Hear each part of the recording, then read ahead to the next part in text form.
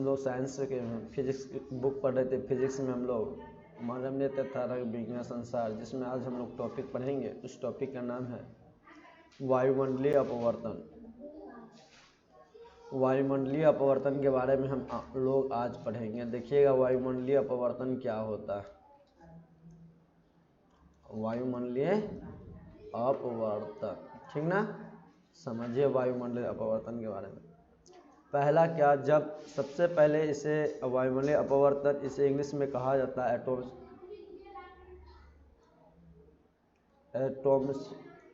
Atmospheric, Hindi नहीं। वायुमंडलीय अपवर्तन के बारे में पढ़ेंगे। जानिए सबसे पहले इसके बारे में, वायुमंडलीय अपवर्तन है क्या।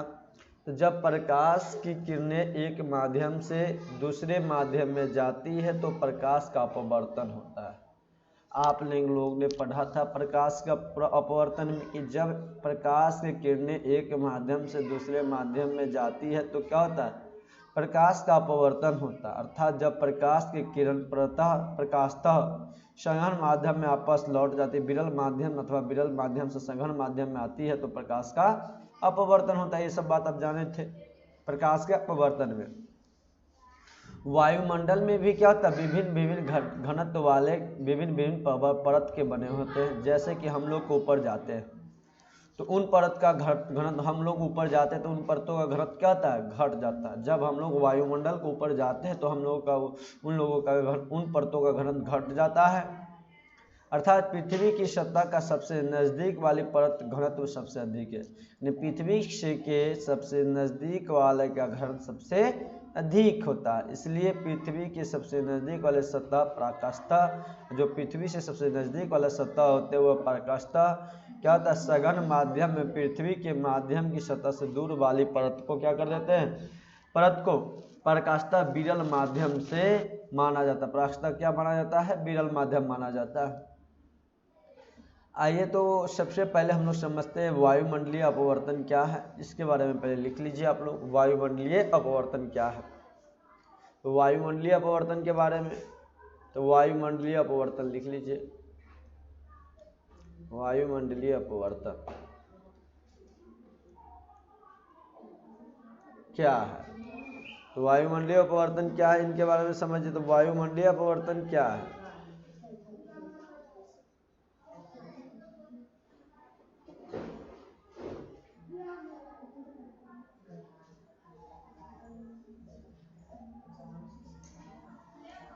समझिए वायुमंडलीय अपवर्तन क्या। तो वायुमंडलीय अपवर्तन के लिए सबसे पहले वायुमंडल में घटने वाले,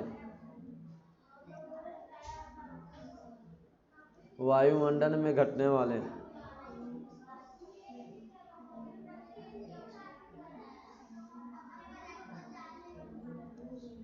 घटने वाले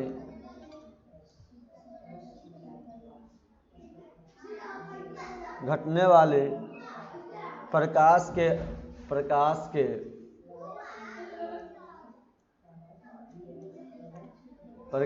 अपवर्तन को ही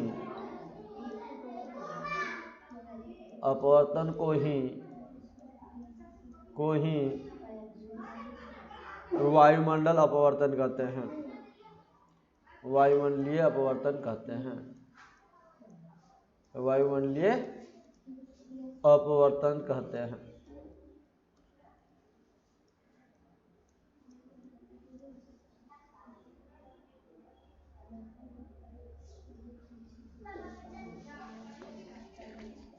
तो आपने जब प्रकाश सूर्य के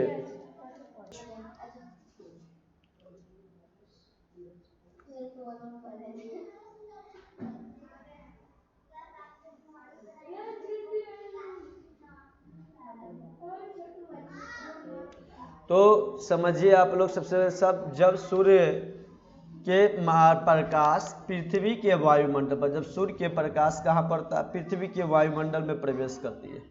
जब सूर्य के प्रकाश पृथ्वी के वायुमंडल में प्रवेश कर जाती है तो अब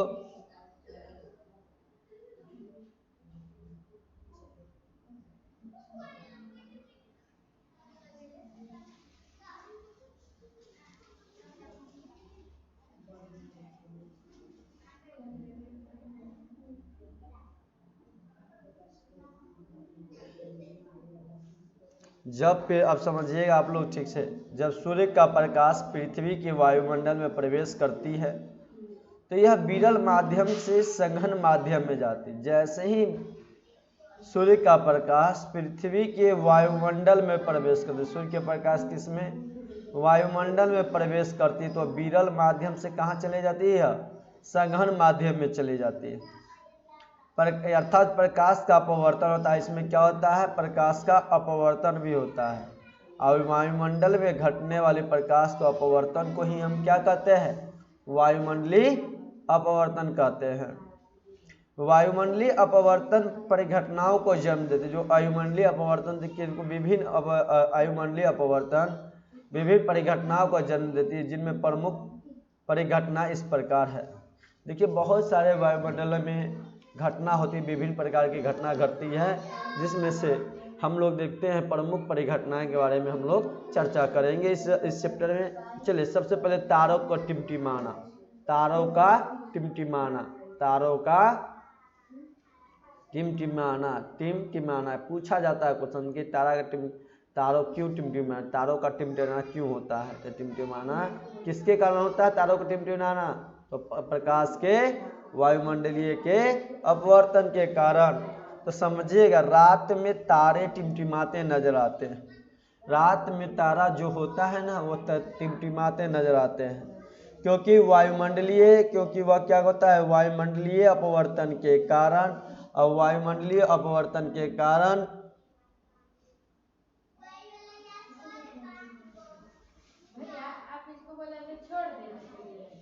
याद करना,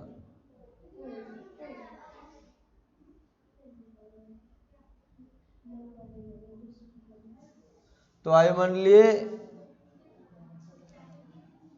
रात में तारे टिमटिमाते नजर आते हैं, क्योंकि किसके कारण, तो वायुमंडलीय अपवर्तन के कारण। तारे से निकलने वाले, जैसे तारे से निकलने वाले प्रकाश क्रमिक रूप से बढ़ता घटता रहता है। जो प्रकाश होता है क्रमिक रूप से क्या होता रहता है, बढ़ता भी रहता है और घटता भी रहता है। आँख तक पहुँचने वाली, हमारे आँख तक पहुँचने वाली तारे से निकलना प्रकाश बढ़ता, हमारे आँख से क्या होता है, तारे प्रकाश निकलता या बढ़ता रहता है, तो तारा चमकीला प्रतीत होता है। तारा कैसा प्रतीत होता है, चमकीला प्रतीत होता है। लेकिन जब वही तारे प्रकाश घटता, लेकिन जब वही तारे प्रकाश घटता है तो क्या होता है, तारा धुंधला दिखाई पड़ता है। तारा कैसा दिखाई देने लगता है, धुंधला दिखाई देने लगता है। इस तरह बार बार तारे चमकीला या धुंधला दिखाई देना ही इसी तार को बार बार तारे को चमकीला या धुंधला दिखाई देना ही क्या कहलाता है, तारे का टिमटिमाना कहलाता है।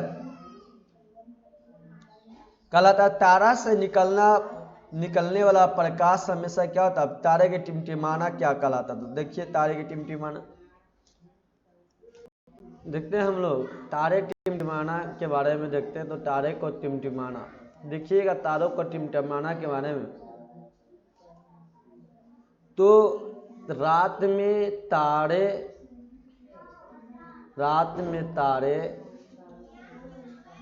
टिमटिमाते नजर आते हैं, टिमटिमाते नजर आते हैं, टिमटिमाते नजर आते हैं, नजर आते हैं,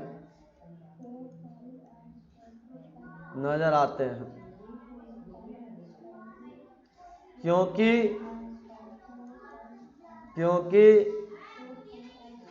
वायुमंडलीय अपवर्तन के कारण, वायुमंडलीय अपवर्तन के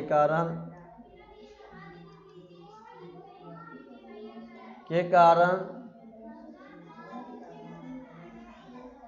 तारे से निकलने वाले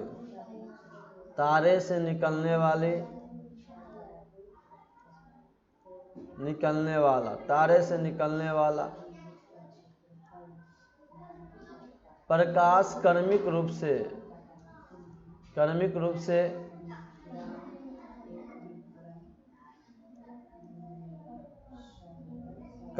से बढ़ता घटता है,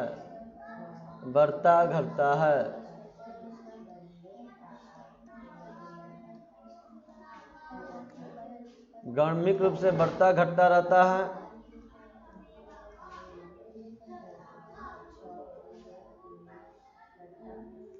आँख तक पहुँचने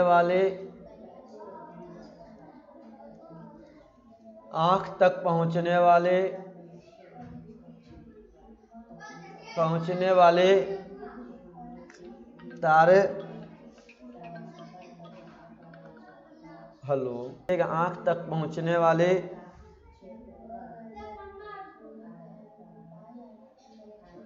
आँख तक पहुँचने वाले तारे से निकलने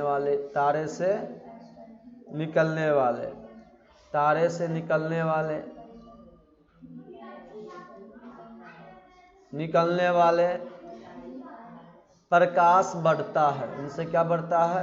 प्रकाश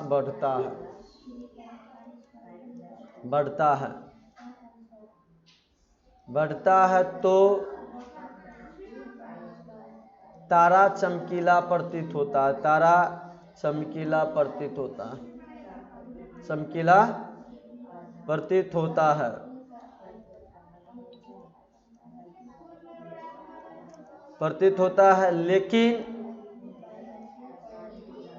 लेकिन जब वही तारे का प्रकाश घटता है तो तारा धुंधला दिखाई देता है। तारा कैसा दिखाई देता है? धुंधला दिखाई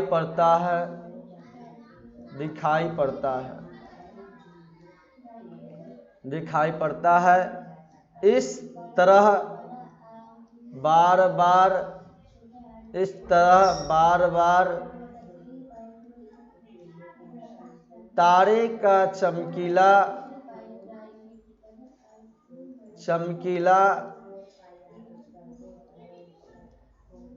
धुंधला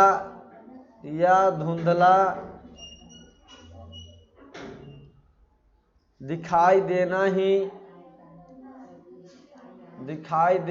क्या कहलाता है? तारे टिमटिमाना कहलाता है। तारे का टिमटिमाना कहलाता है। क्या ना कहलाता है?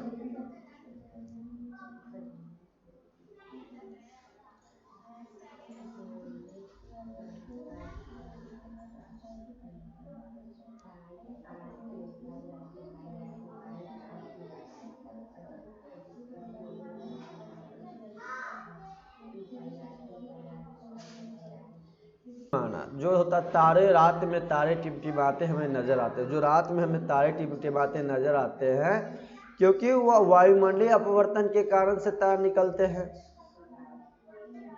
किससे निकलते हैं? वायुमंडलीय अपवर्तन के कारण से निकलते हैं। इस बात को ध्यान रखिएगा। जब वायुमंडलीय अपवर्तन के कारण निकलते हैं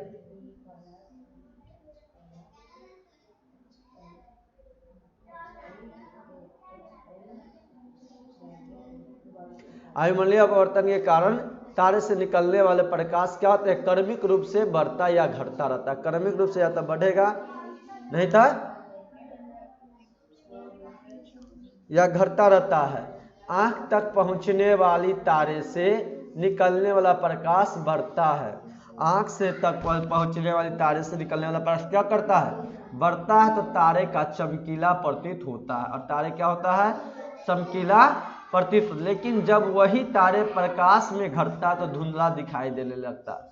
वही तारे जब प्रकाश में पहुंचने के बाद क्या होता है? धुंधला दिखाई देने लगता है। इस तरह बार बार तारे का चमकीला या धुंधला दिखाई देना क्या कहलाता है? तारों का टिमटिमाना कहलाता है। तारे से निकलने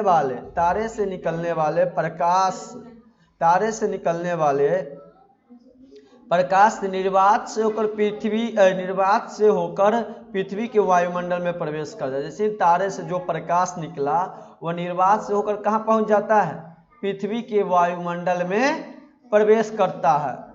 और चूंकि पृथ्वी के नजदीक वाला घनत्व सबसे क्या होता है? अधिक होता है। पृथ्वी के सबसे जो नजदीक घनत्व होता है, सतह घनत्व होता है, सतह वह सबसे क्या होता है? अधिक घनत्व होता है। इसलिए यह माना जाता है कि प्रकाश विरल माध्यम से संघन माध्यम में प्रवेश करती तो हर क्षण अविलंब की ओर मुड़ जाती। इसीलिए माना जाता है कि जब प्रकाश विरल माध्यम से सघन माध्यम में जाता है तो हर क्षण क्या कर देता है, हर क्षण अविलंब की ओर मुड़ जाती है। वायुमंडल के विभिन्न परतों में, वायुमंडल के विभिन्न परतों का घनत्व एवं ताप लगातार बदलता रहता है। उसका घनत्व में लगातार क्या, ताप बदलता रहता है। इसलिए तारे का आभासी स्थिति भी क्या होती रहती है, बदलती रहती है। इसलिए तारों का आभासी स्थिति भी क्या रहती है, बदलती रहती है। तारे से आने वाले प्रकाश की तीव्रता और तारे से आने वाले प्रकाश की तीव्रता क्या होती है, तीव्रता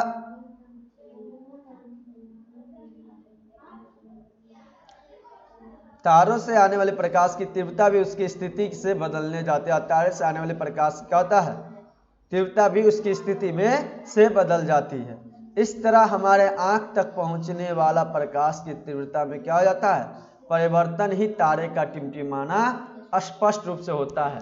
ग्रह नहीं टिमटिमाते हैं, क्यों? क्वेश्चन आप लोग से पूछा जाता है, आ सकता है कि ग्रह क्यों नहीं टिमटिमाते हैं, ग्रह क्यों नहीं टिमटिमाते, तो उनके बारे में समझिए। ग्रह नहीं टिमटिमाते हैं, ग्रह नहीं टिमटिमाते हैं, नहीं टिमटिमाते हैं क्यों, या सीधे लिखिए ग्रह नहीं टिमटिमाते हैं, टिमटिमाते हैं क्यों, क्यों ग्रह नहीं टिमटिमाते हैं क्यों, समझे इसके बात में। ग्रह टिमटिमाते हैं क्यों, ग्रह नहीं टिमटिमाते हैं क्यों, क्यों नहीं टिमटिमाते हैं ग्रह, इसके बारे में आप लोग समझिए। देखिए यहाँ पे, तो ग्रह नहीं टिमटिमाते क्यों, तारों की तुलना में ग्रह पृथ्वी काफी नजदीक होती है। तारों की तुलना में देखा जाए तो ग्रह काफी क्या होती है, नजदीक होती है।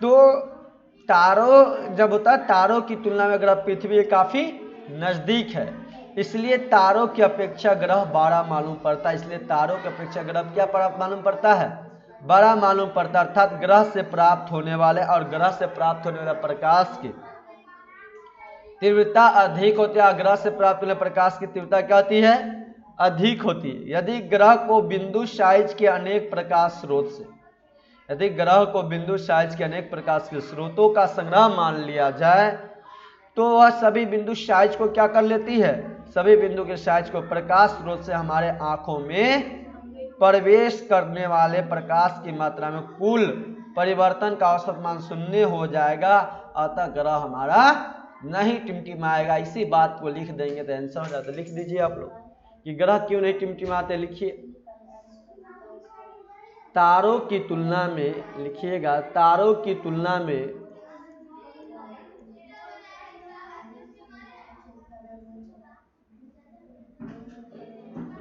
तारों की तुलना में, तारों की तुलना में ग्रह पृथ्वी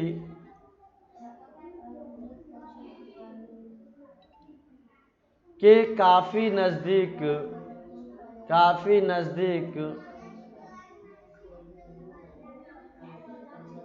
है। इसलिए तारों की अपेक्षा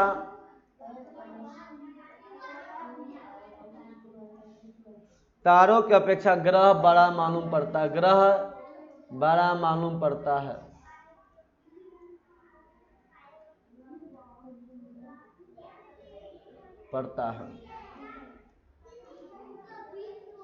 अर्थात ग्रह से प्राप्त होने वाले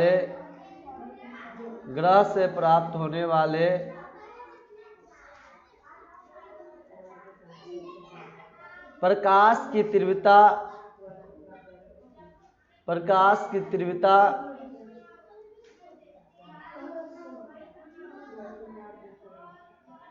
अधिक होती है। प्रकाश की तीव्रता क्या होती है, अधिक होती है। यदि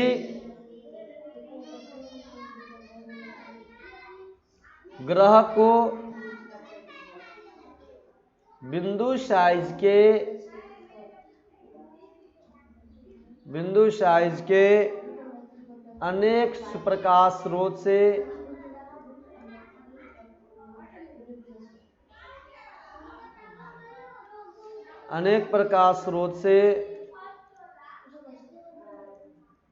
से हमारे आँखों में प्रवेश करते हैं। आँखों में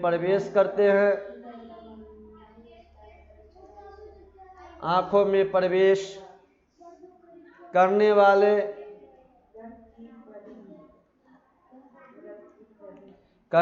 प्रकाश की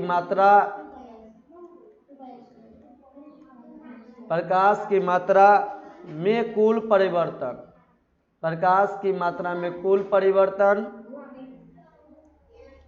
का औसत मान शून्य होगा।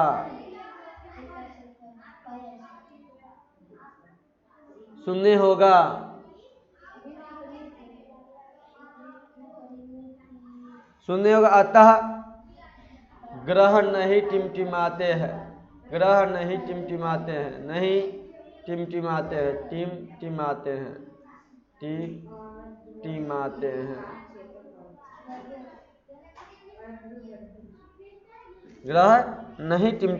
हैं।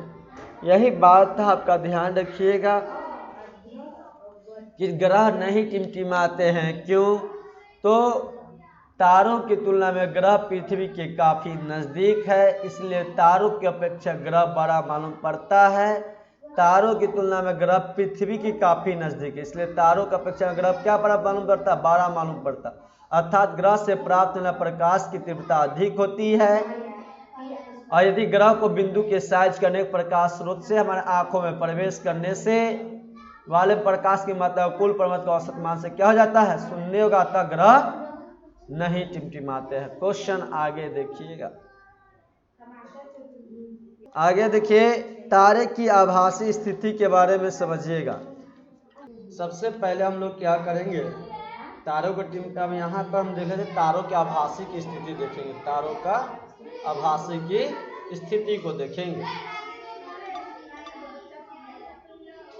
तारों की आभासी की स्थिति देखेंगे। किसका? तारों की आभासी की स्थिति।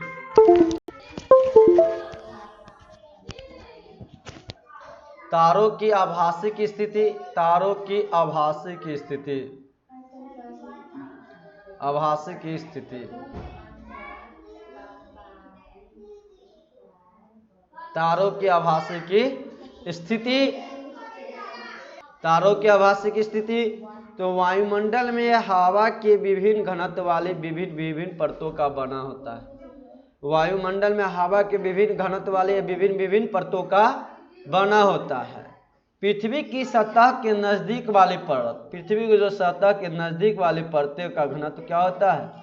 अधिक घनत्व का होता है। पृथ्वी के सबसे घनत्व वाले नजदीक का क्या होता है? घनत्व अधिक होता है, जबकि पृथ्वी की सतह से दूरी वाले परतों का घनत्व क्या होता है? कम होता है।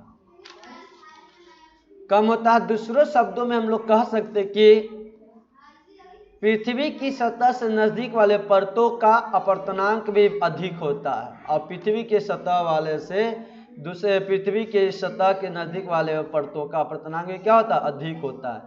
इन परतों का घनत्व बदलते रहता है। इन परतों का घनत्व क्या रहता है? बदलते रहता है। तारों की वास्तविक स्थिति, मान लीजिए तारा है एक तरह से, पृथ्वी का ये क्या है? प्रेक्षक है। ये मानिए पृथ्वी का ये प्रेक्षक है।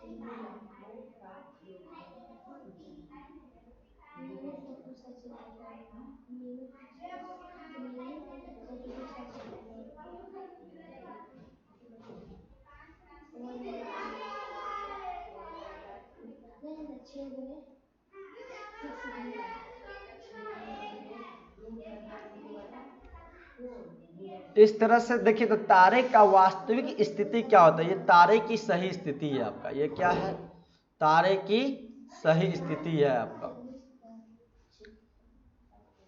ये आपका तारे का क्या हुआ, सही स्थिति हुआ, स्थिति तारे की सही स्थिति। ये जो आपका तारे की आभासी स्थिति हुआ, ये तारे का आपका क्या हुआ, आभासी स्थिति हुआ, आभासी स्थिति।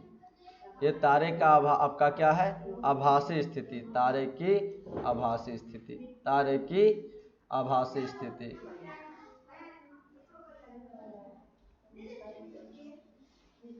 तारे की आभासी स्थिति, ये बी, इसे ए मान लीजिए, और यहाँ क्या मान लीजिए, ये प्रेक्षक, ये जो आपका हो गया, ये प्रेक्षक पृथ्वी का हो गया, पृथ्वी पर, प्रेक्षक पृथ्वी पर हो गया, पृथ्वी पर, प्रेक्षक पृथ्वी पर। समझिएगा तारे की वास्तविक स्थिति क्या है, तारे की वास्तविक स्थिति आपका ये ए हुआ, कौन हुआ, तारे की वास्तविक स्थिति ए है। इस तारे से निकलने वाले प्रकाश, इस तारे से निकलने वाले प्रकाश जब वायुमंडल के विभिन्न घनत्वों पर, वायुमंडल के विभिन्न घनत्वों पर क्या पड़ता है, घनत्वों पर परतों से गुजरती तो हर क्षण वह अविलंब की ओर मुड़ जाती है। हर क्षण किधर मुड़ जाती है, हर क्षण अविलंब की ओर मुड़ जाती है, अविलंब की ओर मुड़ जाती है, अविलंब की मुड़ जाती है।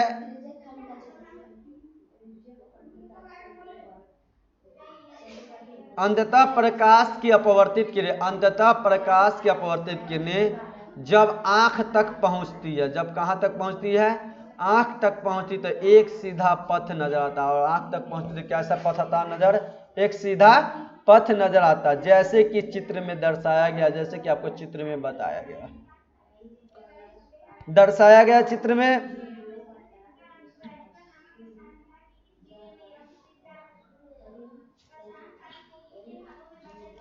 जैसे आपको चित्र में दर्शाया गया है, प्रकाश का यह सीधा पथ बिंदु बी से घटता, बी से आता, प्रकाश का यह बिंदु जो बी से आता हुआ प्रतीत हो रहा है, ये बी से आता हुआ प्रतीत हो रहा है, जो वास्तविक ए की स्थिति को ऊपर नजर आता है, ये एक ऊपर नजर आ रहा है, नजर आता है। अतः बी, बिंदु बी आभासी स्थिति कहलाता है, अतः बिंदु बी क्या कहलाता है आपका, ये आभासिक स्थिति कहलाता है। अग्रिम सूर्योदय या विलंबित सूर्यास्त, आयुमंडल अपवर्तन के कारण ही सूर्य वास्तविक सूर्योदय से लगभग कितना मिनट, 2 मिनट पूर्व दिखाई देने लगता है। ये तो आप समझ गए कि आभासी स्थिति के बारे में, किस तरह से होता है तारों की आभासी स्थिति। आज समझिए अग्रिम सूर्योदय या विलंबित के बारे में। अग्रिम, कहीं पर सूर्य पहले उग जाता है, कहीं पर सूर्य बाद में उगता है, उसका सूर्योदय बाद में होता था। अग्रिम सूर्योदय एवं विलंबित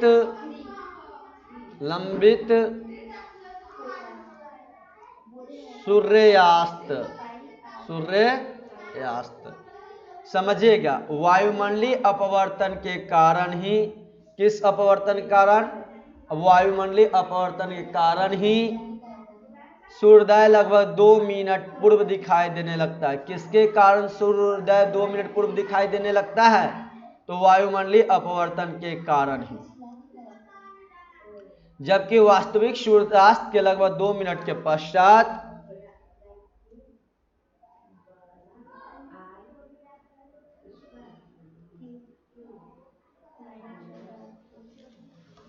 जबकि वास्तविक सूर्योदय, अब वायुमंडलीय अपवर्तन के कारण सूर्य कितना होता है, 2 मिनट पहले दिखाई देने लगता है, जबकि वास्तविक सूर्यास्त के लगभग 2 मिनट पश्चात यह दिखाई देते रहता है।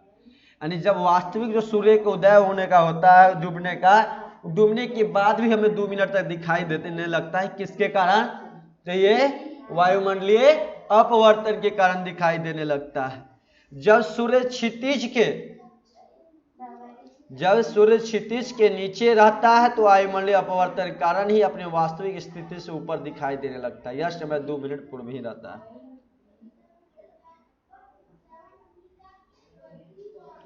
देखिए यहाँ पे ये पृथ्वी आपका हुआ, क्या है ये? पृथ्वी। मान लीजिए पृथ्वी आपका,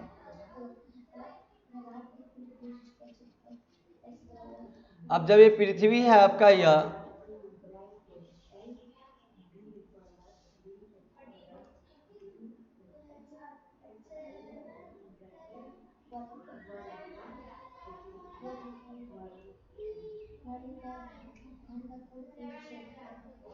ये हुआ, ये आपका पृथ्वी हो गई। यहाँ पर आपका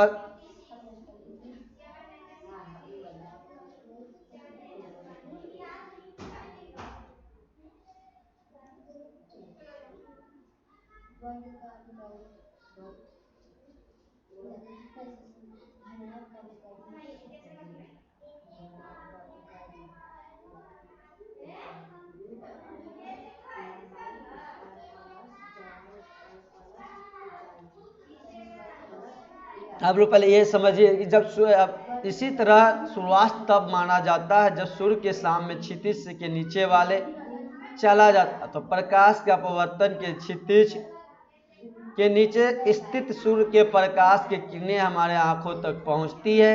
ये किरणें क्षैतिज के ऊपर स्थित सूर्य की आभासी स्थिति से आती हुई प्रतीत होती है। इसलिए हम लोग सूर्य के अस्त होने के बाद भी कुछ देर तक, लगभग 2 मिनट तक सूर्य को देख पाते हैं। इस तरह हम लोग देखें तो दिन भर में कितना मिनट? 2 मिनट उगने से पहले, 2 मिनट डूबने के बाद। तो इस तरह दिन भर में कितने मिनट? इस तरह दिन की आभासी की लंबाई लगभग कितना मिनट बढ़ जाती है? 4 मिनट बढ़ जाती है। क्या बढ़ जाती है? 4 मिनट बढ़ जाती है। 4 मिनट बढ़ जाती है। 4 मिनट बढ़ जाती है। इसी तरह किसके कारण? तो वायुमंडलीय प्रकाश का अपवर्तन का जब सूर्योदय लगभग 2 मिनट पहले हो जाता है, दिखाई देने लगता है। डूबने के बाद 2 मिनट बाद भी दिखाई देने लगता है, तक दिखाई देने लगता है। इसी वजह से 2 मिनट होता है, 2 मिनट ये 4 मिनट। इस तरह दिन भर में आभासी लंबाई 4 मिनट बढ़ जाती है। अब समझिएगा ई नंबर पॉइंट, आगे वाला पॉइंट आप लोग सूर्योदय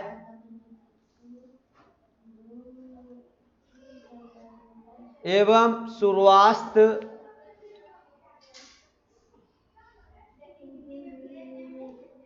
सूर्यास्त के समय सूर्य की चक्रिका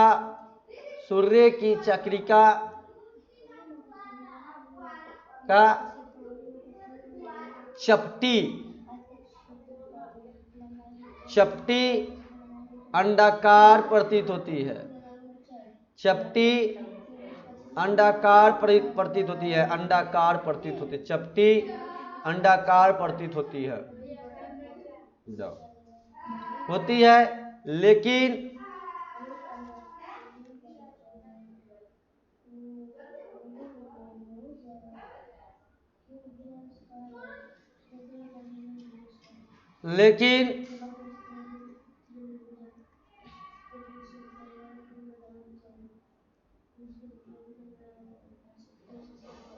दोपहर में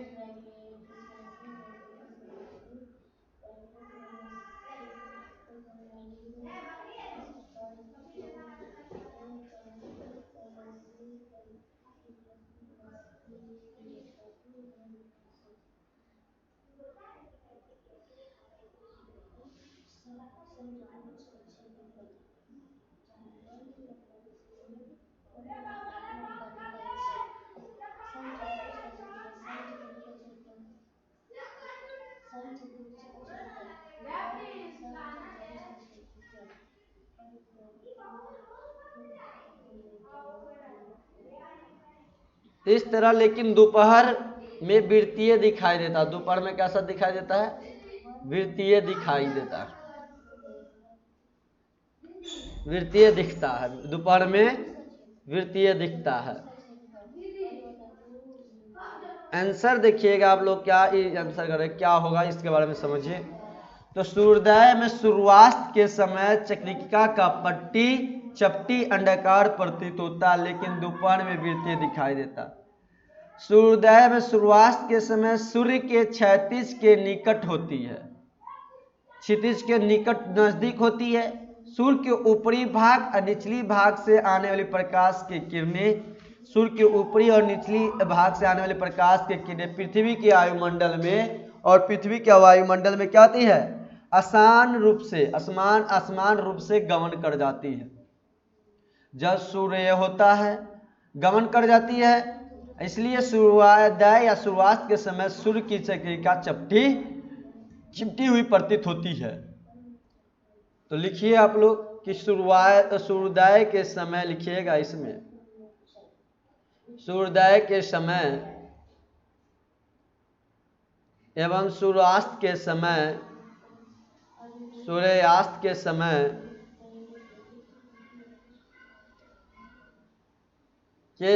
पूर्व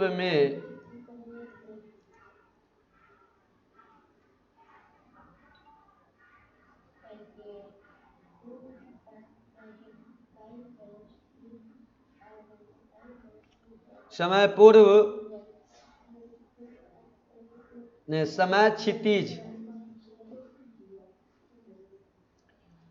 के निकट के नजदीक होती है, क्षितिज के नजदीक होती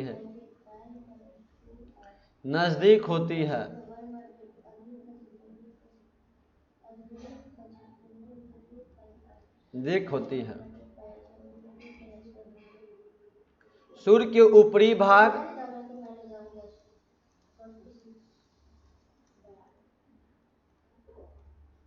भाग एवं निचली भाग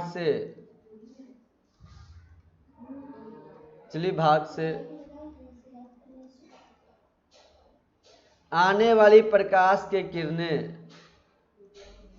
आने वाली प्रकाश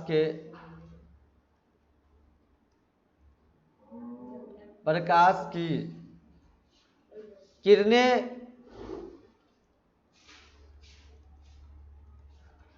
पृथ्वी के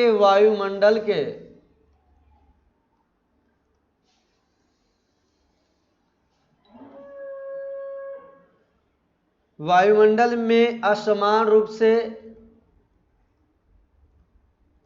असमान रूप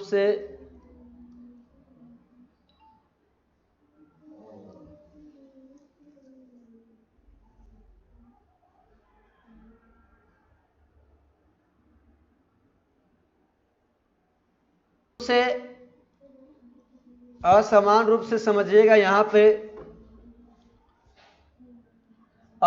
वायुमंडल में असमान रूप से क्या होता है, वायुमंडल में असमान रूप से गमन करती है। क्या करती है, असमान रूप से गमन करती है। इसलिए सूर्योदय एवं सूर्यास्त के समय सूर्यास्त के समय सूर्य की चक्रिका चपटी प्रतीत होता है।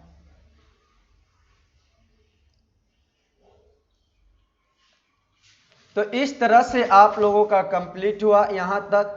अब एक बात और से, दोपहर में सूर्य सिर के ऊपर रहता है, और दोपहर में सिर के ऊपर क्या रहता है, सूर्य रहता है। दोपहर में सूर्य सिर के ऊपर रहता है। ऐसी स्थिति में सूर्य से निकलने वाले प्रकाश पृथ्वी के वायुमंडल में लंबवत प्रवेश करता है। किस रूप में प्रवेश कर जाता है, लंबवत रूप में प्रवेश करता है। इसलिए पृथ्वी के वायुमंडल में प्रकाश के किरण क्या होती है, अपवर्तन नहीं होता है। अतः दोपहर में सूर्य का वृत्तीय प्रतीत होता है। दोपहर में सूर्य क्या होता है? वृत्तीय प्रतीत होता है। आज आप लोग का इतना ही। कल एक टॉपिक और पढ़ाना रह गया, प्रकाश का परिकिरण, और इसके बाद आपका खत्म टिंडल प्रभाव पढ़ाकर इस चैप्टर को समाप्त कर दिया जाएगा आप लोगों का। इसके बाद हम लोग चलेंगे चौथा चैप्टर विद्युत के बारे में पढ़ेंगे। यदि वीडियो अच्छा लगा तो चैनल को सब्सक्राइब कीजिएगा, दोस्तों के पास